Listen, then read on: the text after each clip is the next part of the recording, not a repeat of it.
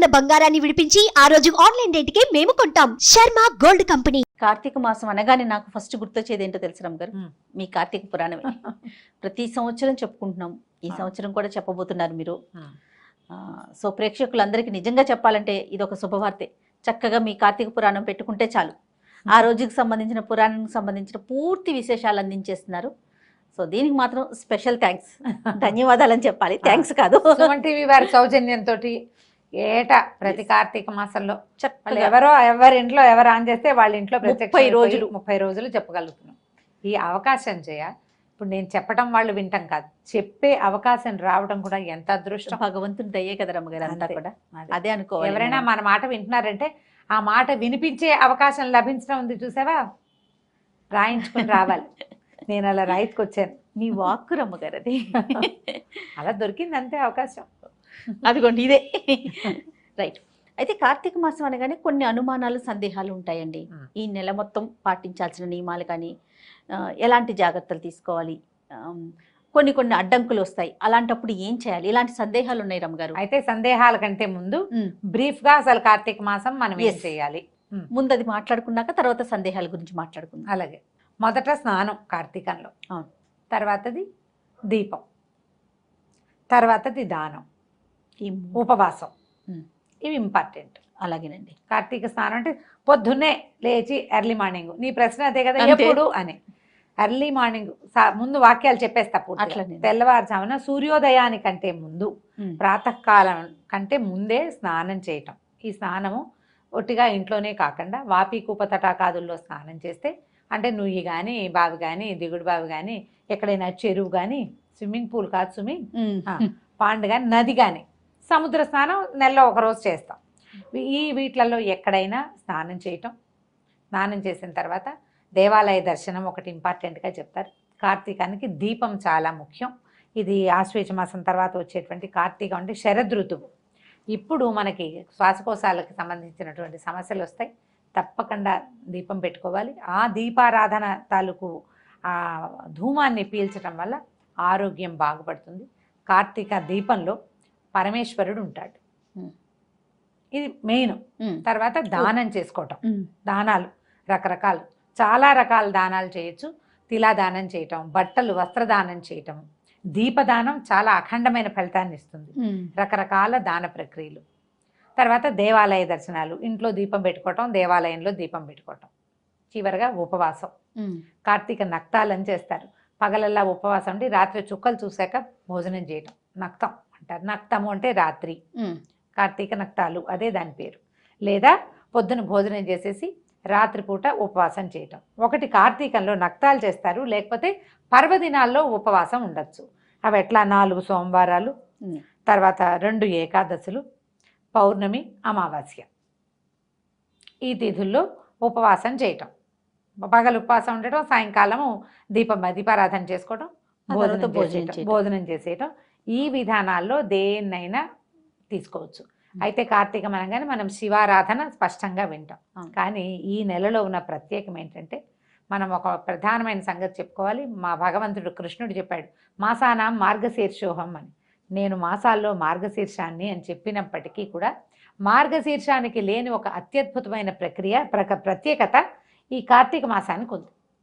ఎందుకంటే ప్రథమంగా ఆరాధన తీపుచ్చుకునేవాడు శివుడైనప్పటికీ కార్తీక దామోదర ప్రీత్యర్థమని సంకల్పం చెప్పే శివారాధన చేస్తాం. ఇప్పుడు దామోదరుడు కార్తీకానికి అధిదైవం. అవును. ఈ దామోదరుడు విష్ణు స్వరూపుడు. విష్ణువు నడుముకి తాడు కట్టబడినటువంటి కృష్ణ స్వరూపమే దామోదర స్వరూపం. ఆయనను తలుచుకుని నువ్వు ఏదైనా చెయ్యి. ఆయన తలుచుకుని స్నానం చేయి, ఆయన తలుచుకుని దీపం పెట్టు, ఆయనే తలుచుకుని దానం చేయి, ఆయనే తలుచుకుని శివారాధన చెయ్యి. ఎంత అద్భుతం కదా. ఏదైనా నేను ఒక్కటే అని మేమిద్దరం ఒకటే కదండి. మేమిద్దరం ఒకటే. శివకేశవుల అభేదాన్ని స్పష్టంగా తెలియచేసేది ఈ కార్తీక మాసం. అద్భుతం. ఇది అత్యద్భుతమైన వ్యవహారం. ఇదైతే ఈ శివారాధన, శివలింగానికి శివారాధన చేస్తూనే విష్ణు స్వరూపమైన సాలగ్రామ ఆరాధన చేయటము, సాలగ్రామాన్ని దానం చేయటము కార్తీకంలో విశేషమైనవి. ఈ నెలలో విష్ణువుని తులసితోటి పూజించటం, తులసితో పాటు ఉసిరి చెట్టును కూడా ఉంచి రెండింటిని కలిపి పూజించటం. ఇట్లా తులసి పూజ కూడా చాలా ప్రాధాన్యతని సంతరించుకుంటుంది. చూడు శివప్రీతి కోసం అభిషేకాలు చేస్తూ విష్ణు ప్రీతి కోసం తులసి పూజ చేసుకుంటాం. ఆ. దీపాలు తులసి దగ్గరే పెడతాం. ఇలా శివకేశవుల ఇద్దరి ఆరాధన కుదిరేటువంటి ఈ మాసంలో ఏదైనా ఒక్క రోజైనా ఉపవాసం, ఒక్క రోజైనా దీపారాధన, ఒక్క వస్తువైనా దానం చేయటం, ఒక్క రోజైనా నదీ స్నానం చేయటం, ఒక్కసారైనా దేవాలయానికి వెళ్ళటం కూడా నెలంతా చేసిన ఫలితాన్ని ఇస్తాయి. పైగా సంవత్సరంలో ఉండే 12 నెలలు 11 నెలలు ఒక ఎత్తు, ఈ ఒక నెల ఒక ఎత్తు. ఎందుకంటే ఈ నెలలో ప్రతిరోజు పర్వదినమే. ఏ రోజైనా ఆరాధన చేసుకోవచ్చు. ఈ తిథిలో కొన్ని ప్రత్యేక తిథులు ఉన్నాయి. ఏ తిథికి ప్రత్యేకత లేకపోయినా కూడా నువ్వు పూజ చేసుకోవచ్చు. అది కూడా నెల చేసిన ఫలితాన్ని ఇస్తుంది. అంత ప్రత్యేకమైన మాసం కాబట్టి కార్తీకం మీద చాలా ఆసక్తిగా ఉంటుంది. మనం పైన చెప్పుకునే వ్యవహారాలన్నీతో పాటుగా పురాణ శ్రవణం అనేది ఒక పెద్ద వ్యవహారం. అవునండి. ఈ పురాణము ఎవరైనా చెప్తుంటే వినొచ్చు, స్వయంగా చదువుకోవచ్చు. పైవేవి చేయలేకపోయినా, ఏవి దీపము, దానము, స్నానము, వ్యవహారాలు ఏమి చేయలేం. అనారోగ్యం, ఆరోగ్యం సహకరించకపోవచ్చు. ఏదైనా గర్భవతులు, చంటి పిల్లల తల్లులు, ఇంట వంట లేదు, ఎవరు చెయ్యరు, మన సంప్రదాయంలో లేదు, అయినా కూడా పురాణం వినొచ్చు. దానికి ఎటువంటి అడ్డంకులు ఏ ఆటంకాలు లేవు. ఇవన్నీ చేసిన వాళ్ళకి ఎలాంటి ఫలితం లభిస్తుందో పురాణ శ్రవణం చేసిన వాళ్ళకి కూడా అంత ఫలితం లభిస్తుంది. ఇప్పుడు ఇన్ని లక్షల మందికి పురాణాన్ని వినిపించే వాళ్ళ దానికి ఏం లభిస్తుందో చెప్పు నువ్వు. మహాద్భుతం కదా రమ్మగారు, ఇంకా మాటల్లో చెప్పలేరేమో బహుశా. అంతే. కాబట్టి ఈ వీటిలలో ఏదైనా చేయొచ్చు. ఇది టోటల్గా కార్తీక మాసంలో మనం ఆచరించవలసింది. ఇంకొక ఫైనల్ టచ్ ఏంటంటే కార్తీకంలో నది స్నానం ముఖ్యమైనది, సముద్ర స్నానం చాలా అద్భుతమైంది. దీంతో పాటుగా వనభోజనం ఒకటి చాలా ప్రముఖమైంది. వనభోజనానికి ఎవరైనా పిలిస్తే నిరాకరించకుండా చక్కగా వెళ్ళండి. ఏమైనా ఎక్కువ ఔషధ వృక్షాలున్న ఫామ్ హౌసుల్లోకి వెళ్ళగలిగితే ఇక మీ అదృష్టం అది. అంతే. అలాంటి అవకాశం లభించడమే అదృష్టం. అందరం కలిసి వెళ్ళి భోజనాలు చేసి తంబోలా ఆడుకోవడానికి మాత్రం కాదు అది. ఎందుకంటే మనం ఇన్ని వృక్షాలు ఉన్న చోటకు వెళ్తే ఆ ఎక్కువ ఆక్సిజన్ని పీల్చగలగటమే మన అదృష్టంగా భావించాలి. చెట్ల కింద కూర్చుని సామాన్యంగా నేల మీద ఆకుపరుచుకుని అన్నం తినడం భగవంతుడు ఈ అవకాశం ఇచ్చాడు. ఇప్పుడు చాలా పరిస్థితులను గడిచొచ్చాం మనం. అవును. అబ్బో ఇప్పుడు ఈ సంవత్సరం హాయిగా తినే అదృష్టాన్ని కల్పించాడు. ఒకసారి భగవంతుడికి ఒక నమస్కారం చేసుకోండి. ఉసిరి చెట్లున్న తోటల్లోకి వెళ్ళగలిగితే మంచి ఆక్సిజన్ లభిస్తుంది. ఈ నెలలో ఉసిరి చెట్టులో కూడా అపరిమితమైన ప్రాణశక్తి ఉంటుంది. అందుకని ఉసిరి చెట్టు తప్పకుండా ఉండాలి అని చెప్తారు. పిందెలు పూత అవి ఉన్న ఉసిరి చెట్లు అయితే ఇంకా మంచిది. తప్పకుండా. అయితే మరి కొన్ని సందేహాలు ఉన్నాయండి. ఎవరైనా చనిపోయారనుకోండి, కార్తీక మాసం వచ్చింది, సంవత్సరం లోపే కార్తీక మాసం వచ్చింది, వారు పూజ చేసుకోవచ్చా, దీపం పెట్టొచ్చా? అంటే ఇప్పుడు సంవత్సరీకం లోపల నిత్య దీపారాధన ఎవరైనా చేసుకునేది. మామూలుగా చేసుకుంటాం, ఓకే, చేసుకోవచ్చు, దీపారాధన చేసుకోవచ్చు. ఒకసారి ఎక్కడైనా దేవాలయంలో నిద్ర చేసిన తర్వాత దేవాలయ దర్శనానికి వెళ్ళొచ్చు. కాకపోతే పర్వదినాల్లో పూజా విధానాలు చేయరు. సంవత్సరం లోపే దేవాలయ దర్శనానికి వెళ్ళొచ్చు. ఏవో కొన్ని కమ్యూనిటీస్లో ఏడాది పాటు గుళ్ళోకి వెళ్ళకూడదనే నియమం ఉంటుంది, కానీ అలా చెప్పటం లేదు జయ. కొండలు ఉన్న ఎక్కే చోటికి వెళ్ళకూడదని ఒక సిద్ధాంతం చెప్తారు. కొండలు ఎక్కే దేవాలయాలకి వెళ్ళకూడదు అని. మేము పాటించలేదు జయ. మేము మా పురోహితుని అడిగితే మొక్కులు తీర్చుకోవద్దు కానీ దేవాలయ దర్శనానికి వెళ్ళమన్నారు. ఓకే. ఇప్పుడు కూడా మనం ఏడూర్లు ఈ సంవత్సరీకాల లోపల మీరు ఏదైనా దేవాలయానికి వెళ్తే గోత్రనామాలు చెప్పి అర్చన చేయించుకోకూడదు. దేవాలయ దర్శనం చేసుకోవచ్చు, ఏమీ తప్పలేదు.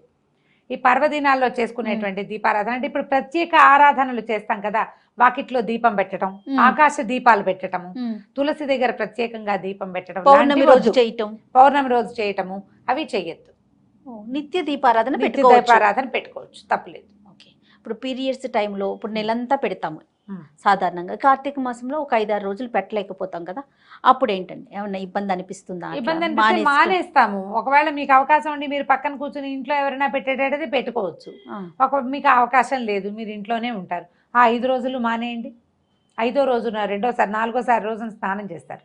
5వ రోజున కూడా మళ్ళీ తల స్నానం చేసి అప్పుడు దీపం పెట్టుకోవచ్చు. ఏమైనా చాలా శారీరక ఇబ్బందులు గనక ఉంటే, మీకు చికాకు అనిపిస్తే మీ మనసుకే సుమి అది, ఒకవేళ చికాకుగా ఉంటే ఆ 2 రోజులు ఇంకో 2 రోజులు మానేసుకోండి, తర్వాత దీపాలు కంటిన్యూ చేయొచ్చు.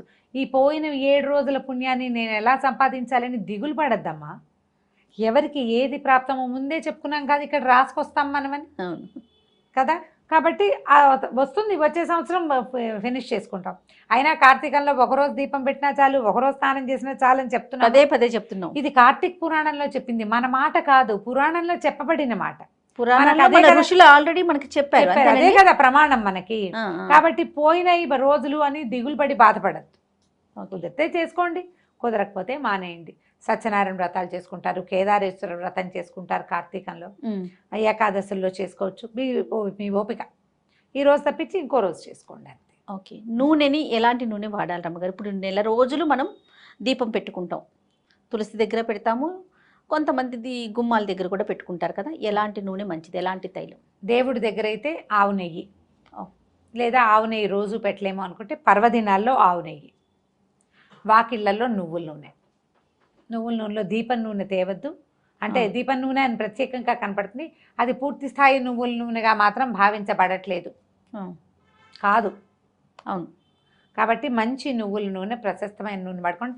ఇళ్ళల్లా పెట్టకండి దీపాలు, ఒక్క దీపమే పెట్టుకోండి తులసి దగ్గర, చాలు. లీటర్ నూనె నెలకు వచ్చేస్తుంది మనకి.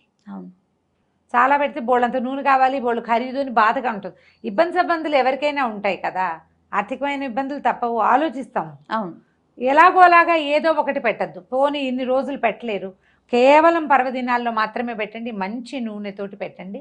ఆ దీపము దైవానికి చేరుతుంది ఒకటి, దానివల్ల మనకి కొంత ఆరోగ్యానికి, పర్యావరణానికి మేలు జరుగుతుంది. ఈ రెండింటిని గట్టిగా ఆలోచించండి, ఇదే ఇంపార్టెంట్. నెలంతా ఏదో ఒక నూనెతో దీపం పెట్టడం కాదు, పెట్టిన దీపం సజావైనది కావాలి మనకి. ఎందుకంటే ప్రధానంగా ఇప్పుడు తైలే లక్ష్మి జలే గంగా అని చెప్తారు. ఆ జలంలో గంగ ఉంటుంది కాబట్టి స్నానం చేయాలి, తైలంలో లక్ష్మి ఉంటుంది కాబట్టి వెలిగించాలి. తైలము అంటే ఏమిటి? తిలల నుంచి తీసింది, నువ్వుల నూనె. తర్వాత రమ్మగారు, ఇప్పుడు నది స్నానం, సముద్ర స్నానం కూడా చేయాలనుకుంటున్నాం కదా, మరి ఇప్పుడు అవకాశాలు ఉండవు, అప్పుడు ఏంటండి? నది పరివాహక ప్రాంతాల్లో పల్లెటూళ్ళల్లో ఉండేవాళ్ళు అదృష్టవంతులు. పూర్వం అట మనకి ఎక్కడ మాఘ పురాణాల్లోనో కార్తీక పురాణాల్లో కూడా చెప్తారు, అట్లా వీళ్ళ ఊరంతా వెళ్ళిపోయి నది ఉన్న ప్రాంతానికి వెళ్ళి అక్కడ నివసిస్తారు.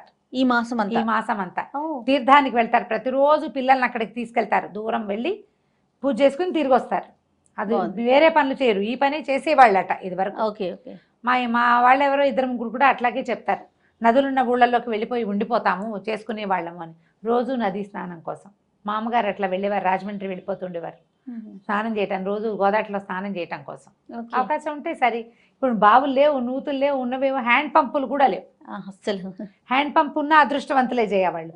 ఎందుకంటే భూగర్భ జలాలతో స్నానమే ఇప్పటి నియమం. చలి రోజులు కదా, అవును, వేడి నీళ్లు పోసుకుంటే గానీ ప్రాణం ఇదిగా ఉండదు. ఇప్పుడు మనకి ఏమవుతుంది, ఇది ఒక సైంటిఫిక్ రీజన్ ఉందమ్మా, దీని వెనకాల బాగా మనం అర్థం చేసుకోవాల్సింది. ఆశ్వీజ కార్తీకాలు శరదృతువు, దాని ముందున్న వర్షాకాలంలో కూడా అప్పుడప్పుడు సర్రమంటూ ఎండొస్తుంది. అవును, ఇక్కడికి వచ్చేసరికల్లా సూర్యుడు చల్లబడ్డం మొదలు పెడతాడు. ఆశ్వీజంలో కొంచెం పర్వాలేదుగా ఉంటాడు. కార్తీకం వచ్చేసరికల్లా సూర్యుడు తగ్గిపోతాడు, పగళ్ళు చిన్నవి, రాత్రుళ్ళు పెద్దవి. మనకి ఎక్కడి నుంచి వేడి వస్తుంది? వేడి కావాలి కదా, సూర్యుడే కదా మన వేడికి కారణం. ఇప్పుడు మనకి అన్నం అరుగుతోంది, రాత్రిళ్ళు నిద్రపోతున్నాము అంటే సూర్యుడు ఒకడు ఉండబట్టి, లేకపోతే మన వల్ల కాదు. అవును, మనకు ఆరోగ్య సమస్యలు లేవు భారతీయులకి, చాలా తక్కువ. మిగిలిన దేశాలతో పోలిస్తే మనం చాలా బెటర్గా ఉన్నామని. అవును, మనకి ప్రధానమైన కారణం సూర్యుడు సమతుల్యంగా ఉండటం వల్ల. ఎప్పుడు సూర్యుడు సమతుల్యంగా ఉండలేడో అప్పుడు అగ్ని ఆరాధన చేయమంటారు. అగ్ని ఎక్కడుంటాడు? మనం వెలిగించే దీపాల్లోనూ, భూగర్భ జలాలలోనూ. జలంలో అగ్ని ఉంటుంది. ఇప్పుడు ఎట్లా ఉంటుంది? మామూలుగా పైకి చూస్తే ముట్టుకుంటే అమ్మో అని చలేస్తుంది, దిగాక చలేదు. అవును, నీళ్ళ లోపల భూ సంబంధమైన జలాలలో అగ్ని ఉంటాడు. ఆ వెచ్చదనం కనుక మనకు ఒంటికి అలవాటైందా, మీరు చూడండి ఓవర్ హెడ్ ట్యాంక్లో నీళ్లు చల్లగా ఉంటాయి, అదే అప్పుడు బోర్ వేయించుకున్నాం అనుకో వెచ్చగా వస్తాయి నీళ్ళు. అవకాశం ఉన్న వాళ్ళు బోర్ వాటర్ తోటి స్నానం చేయండి. ఇంట్లోనే స్నానం చేస్తాం, ఇంట్లో స్నానమే నీచ స్నానం అని చెప్తారు కార్తీక పురాణంలో. అన్నిట్లలో అదేనే నీచమైంది. సూర్యోదయం అయిపోయిన తర్వాత చేసేది కూడా నీచ స్నానమే. ఇప్పుడు 6:15, 6:20, 6:10కి సూర్యోదయం అవుతుంది అనుకో, దానికి ఒక్క నిమిషం ముందు చేసినా సరే. తర్వాత ఇంట్లోనే స్నానం చేస్తాం, బోర్ వాటర్కి ట్రై చేయండి అవకాశం ఉంటుంది. లేదు ఏం చేస్తాం, ఓవర్ హెడ్ ట్యాంక్లో నీళ్ళు చలేస్తూ ఉంటుంది, ఆ నీళ్ళు బకెట్ నింపుకొని హరగంగే అని నీళ్లలో గంగాదేవిని ఆవాహన చేసుకోవటం. మంచి శ్లోకం ఉంది. గంగే చేమునోయ్ చైవ గోదావరి సరస్వతి నర్మదే సింధు కావేరి జలేస్మిన్ సన్నిధిం కురు అని. గంగే చ యమునే చైవ గోదావరి సరస్వతి, గంగా యమున గోదావరి సరస్వతి, నర్మదా సింధు కావేరి. కావేరీ నది స్నానం అత్యంత ప్రసిద్ధమైనది, చాలా ప్రత్యేకమైనది అనిగా కార్తీక పురాణంలో చెప్తారు. కావేరి మంచిది, చేయగలుగుతామో లేదు. అందుకని ఆ నదులన్నింటినీ ఇక్కడే సన్నిధిగా చేయనైనా అని దండం పెట్టుకోవటం, ఆ నీటిని హరగంగే అని చెంబుతో ఎత్తి నెత్తి మీద పోసుకోవడం అంతే. ఇంట్లో చేసినా మరి ఇలాగే చేయాలి. అందుకని నెలలో ఒక్కరోజైనా నదీ స్నానానికి ట్రై చేయండి తప్పకుండా. దానికోసం పల్లెటూళ్ళకి వాటికి వీటికి నదీ పరివాహక ప్రాంతాలకి మన ఫ్రెండ్స్ చుట్టాలు అక్కయ్యలో మామయ్యలో ఉంటే ఓ మాట వెళ్ళి ఒక్కసారైనా నదీ స్నానం తెల్లవారుజామునే సూర్యోదయానికి ముందే చేసేసి దగ్గరలో ఉన్న శివాలయంలో దర్శనం చేసుకుంటే కార్తీక ఫలితం అమోఘంగా లభిస్తుంది. చాలా సందేహాలు చెప్పారు అమ్మగారు. అయితే చూసిన తర్వాత ఇంకా కొన్ని సందేహాలు మాకు వస్తూ ఉంటాయి, వచ్చినప్పుడు మీ ముందు పెడతాను, ఇంకొక వీడియో రూపంలో చేద్దామండి. పురాణం వినండి అమ్మా తప్పకుండా. ప్రతిరోజు పొద్దున్నే పురాణం ఎప్పుడు వినాలి అదొక డౌట్ వస్తుంది ప్రతిసారి. అది చెప్తూనే మళ్ళీ చెప్తా. పొద్దున్నే వినగలిగితే మహత్తరంగా ఉంటుంది, సాయంత్రం వినగలిగిన మహత్తరంగానే ఉంటుంది. పడుకునే లోపల పురాణం వినండి. కార్తీక పురాణం వింటే విశేషమైన ఫలితం లభిస్తుంది. మీరు ఏమి చెయ్యలేకపోయినా కూడా అంత ఏమి దిగులు పడక్కర్లేదు. ఇది విన్నా కూడా అలాంటి ఫలితం లభిస్తుందని పురాణంలోనే చెప్పారు. తప్పకుండా. కాబట్టి పూజ చేసుకున్నాకో చేయకుండానో పొద్దున్నే చేద్దామా సాయంత్రం చేద్దామా, పొద్దున్న దీపం పెట్టలేము సాయంకాలం పెట్టచ్చు, సాయంకాలం అయినా పెట్టండి. పెట్టడం ముఖ్యం ముఖ్యం అంతే. రైట్ అమ్మ. నమస్తే. నమస్తే.